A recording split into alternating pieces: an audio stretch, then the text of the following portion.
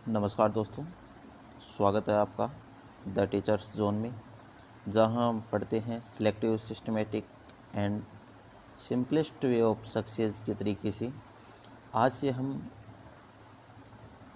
जो एक नई शुरुआत कर रहे हैं, एक एग्ज़ाम ओरिएंटेड एक नई सीरीज शुरू कर रहे हैं, जिसका मूल उद्देश्य रहेगा खबर से संविधान तक।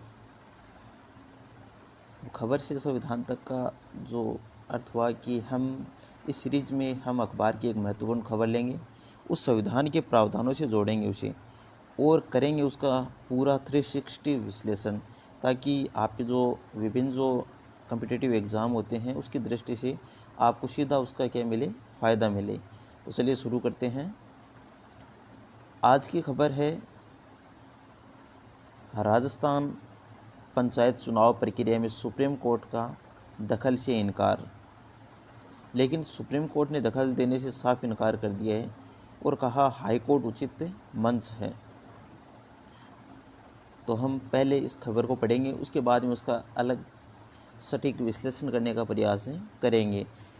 तो सुप्रीम कोर्ट ने पंचायत चुनाव में कथित देरी को लेकर दायर याचिका में दखल से इनकार कर दिया है। वहीं प्रार्थी को छूट देते हुए कहा कि वह चाहे तो उचित मंच के समक्ष पक्ष रख सकता है। तो उचित मंच का मतलब हो गया हाई कोर्ट में अपना पक्ष रख सकता है। सुप्रीम कोर्ट ने यह निर्देश बिहारी लाल रणवा की जो एसएलपी निस्तारित करते हुए दिया था। प्रार्थी पक्ष के अधिवक्ता अंकुर रस्तोगी ने कहा कि सरकार पंचायत की चुनाव प्रक्रिया में देरी का प्रयास कर रही है, जबकि राज्य सरकार ने पूर्व में सुप्रीम कोर्ट में यह आश्वस्त किया था कि प्रदेश में चुनाव प्रक्रिया 15 अप्रैल 26 तक पूरी कर ली जाएगी। ऐसे में प्रदेश में तय समय में पंचायत चुनाव की प्रक्रिया पूरी करवाई जाए। राज्य सरकार की ओर से कहा गया कि चुनाव प्रक्रिया को लेकर आवश्यक प्रशासनिक कानूनी प्रक्रियाएं जारी है। अदालत के आदेशों और संवैधानिक प्रावधानों के अनुसार ही चुनाव की कार्यवाही कर रही है। हालांकि यह भी कहा कि चुनाव कराने की संबंधित प्रक्रियाएं कई प्रशासनिक चरणों से गुजरती है और उन्हें पूरी करने में समय लगता है। समय लगना स्वाभाविक है। अदालत ने कहा कि वह इस स्तर पर मामले में दखल देना नहीं चाहते।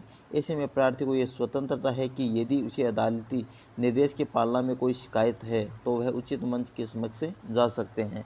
उसके बाद में हम जो खबर है उसका दूसरा पक्ष देखने का प्रयास करते हैं। तो चुनाव की पंचायत 15 अप्रैल तक कराने हैं चुनाव। ओबीसी रिपोर्ट के इंतज़ार में अटका। फिर निर्वाचन आयोग की दो टूक समय पर चुनाव नहीं होने पर पंचायती राज विभाग जिम्मेदार है। अब इस खबर को एक बार और थोड़ा पढ़ते हैं कि इसमें क्या है। तो पंचायत चुनाव को लेकर राज्य निर्वाचन आयोग और सरकार में खींचातान तेज हो गई है। ओबीसी आरक्षण की रिपोर्ट में देरी पर नाराजगी जताते हुए राज्य निर्वाचन आयोग ने पंचायती राज विभाग को कड़ा पत्र लिखा। पत्र के मुताबिक समय पर चुनाव नहीं हुए तो इनकी जिम्मेदारी पंचायती राज विभाग की होगी। आयोग ने कहा कि राजस्थान राज्य अन्य पिछड़ा वर्ग आयोग ने रिपोर्ट प्रस्तुत नहीं की है, इससे पंचायत चुनाव के लिए आरक्षण तय नहीं हो पाया। आयोग ने सीईओ और सचिव राजेश वर्मा ने पत्र में सुप्रीम कोर्ट के आदेश का हवाला देते दिया कि ओबीसी आरक्षण के लिए ट्रिपल टेस्ट की प्रक्रिया पूरी नहीं होती है तो SC/ST के अलावा शेष सभी पदों को सामान्य श्रेणी में अधिसूचित कर चुनाव कराए जाएं। अब हम दूसरी चीज़ देखते हैं कि डेटा में गड़बड़ी बताकर ओबीसी आयोग ने जताई असमर्थता। पंचायत चुनाव के लिए मतदाता सूची तैयार हो चुकी है और निर्वाचन आयोग ने लगभग सभी तैयारियां पूरी कर ली है। फिलहाल केवल ओबीसी प्रतिनिधित्व आयोग की रिपोर्ट का इंतजार है। उधर ओबीसी प्रतिनिधित्व आयोग ने सरकार को बताया कि ओबीसी से जुड़े प्राप्त आंकड़ों में गड़बड़ी और कमी है। इसी कारण आयोग वर्तमान स्थिति में समय पर अपनी रिपोर्ट देने में असमर्थ है। खास बातें अब आगे क्या हो सकता है। तो राज्य सरकार इस मामले में हाईकोर्ट के अतिरिक्त समय मांग सकती है। यदि ओबीसी आयोग की रिपोर्ट समय पर नहीं आती तो ओबीसी आरक्षित सीटों को सामान्य श्रेणी मानकर चुनाव कराए जा सकते हैं। प्रशासकों के भरोसे चल रही है पंचायतें। ग्राम पंचायतें और पंचायत समिति और जिला परिषदों को कार्यकाल पूर्ण होने के बाद इन संस्थाओं के प्रशासक नियुक्त किए गए हैं। कई ग्राम पंचायतों में पूर्व सरपंचों को प्रशासक बनाकर कामकाज चलाया जा रहा है। उसके बाद में हम देखते हैं कि पंचायत श्रेणी के अंदर जो टोटल जो पंचायतें हैं उसमें ग्राम पंचायतों की जो संख्या है वो है, जो इकाइयाँ हैं वो टोटल कितनी है, तो 14,403 इकाइयाँ हैं, जिनमें वार्ड्स में अगर देखा जाए तो 1,30,282 वार्ड्स हैं। उसके अलावा जिला परिषदों की संख्या अगर देखी जाए तो 41 है, जिनमें वार्ड्सों की संख्या 1,403 है। फिर पंचायत समिति की संख्या अगर देखते हैं तो 457 है, और वार्ड्स की संख्या देखते हैं तो 8,221 है। सरकार का लक्ष्य सभी कानूनी अनिवार्यताओं को पूरा करते हुए एक साथ चुनाव का है। एक साथ चुनाव में प्रशासनिक खर्च कम होता है और सरकार चुनाव के लिए तैयार है, लेकिन अंतिम निर्णय चुनाव आयोग के होंगे। जोगाराम जो अभी क्या है, राजस्थान में मंत्री है और किस पद पे हैं, विधिक कार्य मंत्री है अपने जोगाराम पटेल। अब इस खबर का विस्तार से अगर एनालिसिस करें तो हम इस चीज़ की शुरुआत करते हैं कि खबर का शीर्षक हमने देख लिया। उसके बाद में है कि राजस्थान में जो पंचायत चुनाव है उसमें हम देखते हैं कि एक तरह से 3 चीज़ें हमारे सामने। एक तो सुप्रीम कोर्ट जिसने हाल ही में जो एक याचिका थी उसको खारिज किया था। उसके बाद निर्वाचन आयोग का जिक्र हुआ है, और ओबीसी आयोग का जो विवाद है वो निकल के सामने आया है। अब हम इस चीज़ को देखते हैं कि खबर क्या है वो हमने जान ली। अब हम उसके बाद में चीज़ें देखेंगे कि राजस्थान पंचायत चुनाव को लेकर 3 मोर्चों पर एक साथ विवाद सामने आया है।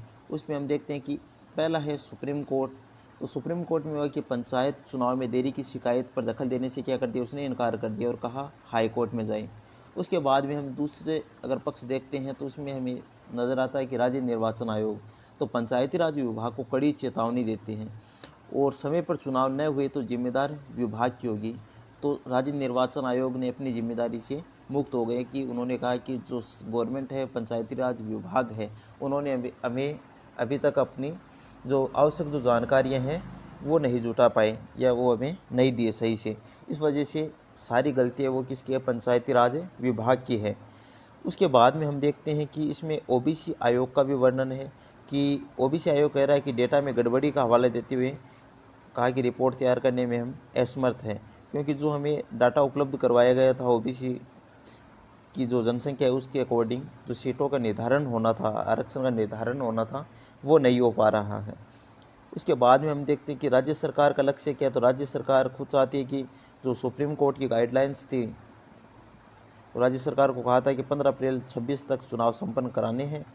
उसके बाद में वर्तमान स्थिति क्या बन रही है, तो वर्तमान में ये हो रहा है कि राजस्थान में जो ग्राम पंचायत है, पंचायत समिति, जिला परिषद, वो प्रशासकों के भरोसे चल रही है। उसके बाद में हम देखते हैं कि जो आंकड़े हमने अभी देख लिए कि जो आंकड़े थे वो इस प्रकार थे कि जो ग्राम पंचायतों की संख्या है, जिला परिषदों की संख्या, पंचायत समिति की संख्या है जो दे रखी है, वो आपको एक बार एग्ज़ाम की दृष्टि से क्या रखनी है, याद रखनी है। उसके बाद में हम आगे देखते हैं कि संवैधानिक प्रावधान क्या कहते हैं इस चीज़ के बारे में। तो हम देखते हैं कि जैसे जो आर्टिकल है वो क्या कह रहे हैं इसके बारे में। तो पंचायती राज जो लागू हुआ था वो हम देखते हैं कि 73वें और 74वें संविधान संशोधन के द्वारा लागू हुआ था 1992। तो पंचायती राज जो अधिनियम है 1992 का है, और लागू हुआ वो कब हुआ, तो 24 अप्रैल 1993 से ये क्या हो जाता है, लागू हो जाता है। तो हम देखते हैं इसके जो प्रावधान है वो मुख्य प्रावधान देखने की कोशिश करते हैं कि जिसके जो अलग अलग अनुच्छेद है उनमें क्या क्या लिखा हुआ है, क्योंकि हम देखते हैं कि जो 73वां जो संविधान संशोधन जो अधिनियम था उसमें ये कहा गया है कि जो पंचायत जो टोटल जो अनुच्छेद है इसमें वो है 243 से लेकर 243 ओ तक। इस तरीके से हम देखते हैं तो टोटल इसमें कितने अनुच्छेद होते हैं, तो टोटल अनुच्छेद होते हैं इसमें 16 अनुच्छेद हो जाते हैं इसमें। तो इन 16 अनुच्छेदों में जो महत्वपूर्ण जो जानकारियां हैं, अलग अलग अनुच्छेदों में जो महत्वपूर्ण विषय हैं उनके एक बार उनका विश्लेषण देखते हैं कि जो 243 बी है उसमें कहा गया है कि ग्राम पंचायतों का गठन का वर्णन है कि ग्राम पंचायतों का जो गठन किया जाएगा वो किसके अकॉर्डिंग होगा, तो आर्टिकल 243 बी और इसमें पंचायतों की स्थापना का आधार रहेगा, ये आर्टिकल है वो।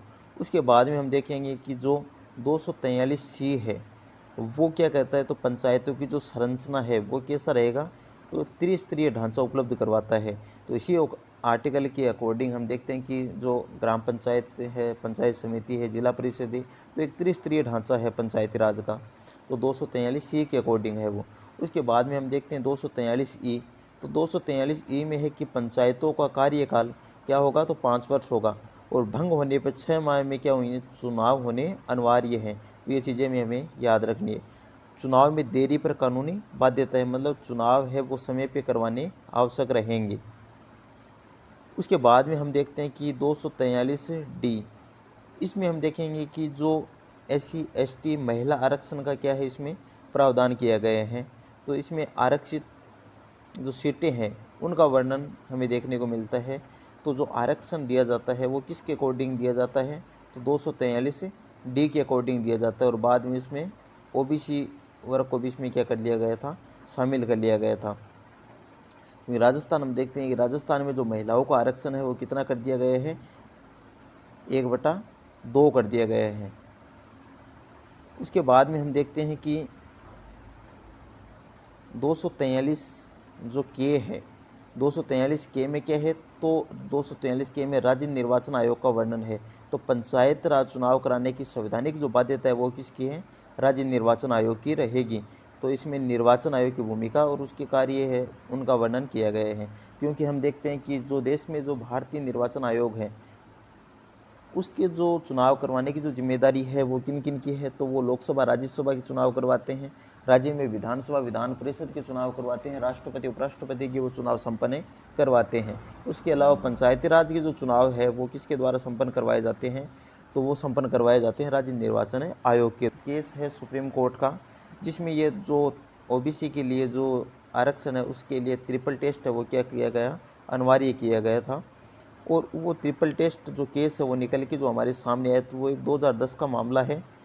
जो सुप्रीम कोर्ट के जो केस हुआ था उसका नाम है के कृष्णा मूर्ति वर्सेज यूनियन ऑफ इंडिया 2010।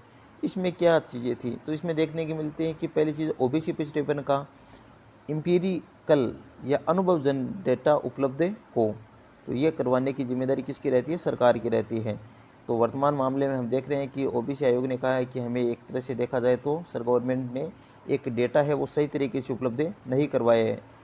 दूसरी चीज़ हम देखेंगे कि जो आरक्षण में अति प्रतिनिधित्व या ओवर रिप्रेजेंटेशन न हो, तो ये दूसरा टेस्ट रहेगा। और उसके बाद में हम तीसरी चीज़ें देखेंगे कि जो SC/ST OBC इन तीनों को मिलाकर जो आरक्षण की कुल सीमा वो किससे ज़्यादा नहीं होनी चाहिए, 50% से अधिक न हो। तो ये तीनों चीज़ें हमें ध्यान रखनी है, और यही ट्रिपल टेस्ट है OBC आरक्षण के लिए। और वर्तमान में जो एक तरह से जो ये तीनों ही पैरामीटर है वो कंप्लीट नहीं हो पा रहे हैं OBC आरक्षण के लिए। अब क्या हो सकता है, तो अब ये हो सकता है कि या तो OBC की जो सीटें हैं उनको जनरल में मानकर चुनाव संपन्न करवाए जाएं, या फिर ये जो सुप्रीम कोर्ट है या हाई कोर्ट है वो उनको सरकार के अनुरोध पे अतिरिक्त समय भी दे सकती है। तो इसी ट्रिपल टेस्ट हेतु एम्पिरिकल जो डेटा है उसकी क्या पाई गई है, कमी पाई गई है। तो ये हमने जाना जो ट्रिपल टेस्ट उसके बारे में। अब हम देखते हैं कि एक बार थोड़ी सी इसकी जो ऐतिहासिक जो पृष्ठभूमि रही है वो एक बार देखने का प्रयास करते हैं। तो इसमें हम देखते हैं कि जो 1957 में बलवंत राय मेहता समिति का गठन किया गया था।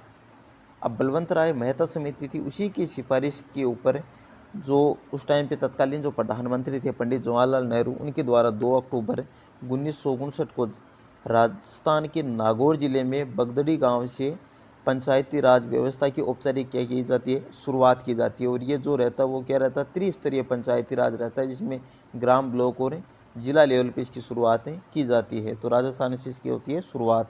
उसके बाद में हम देखते हैं तो 1977 में एक समिति बनती है जिसका नाम था अशोक मेहता समिति।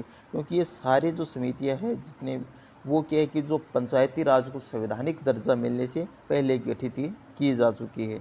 उसके बाद में अशोक मेहता समिति थी, उन्होंने कहा कि पंचायती राज को हमें द्विस्तर पे क्या करना चाहिए, इसको लागू करना चाहिए। मतलब पंचायती राज को हमें 2 स्तर पे क्या करना चाहिए, इसको लागू करना चाहिए।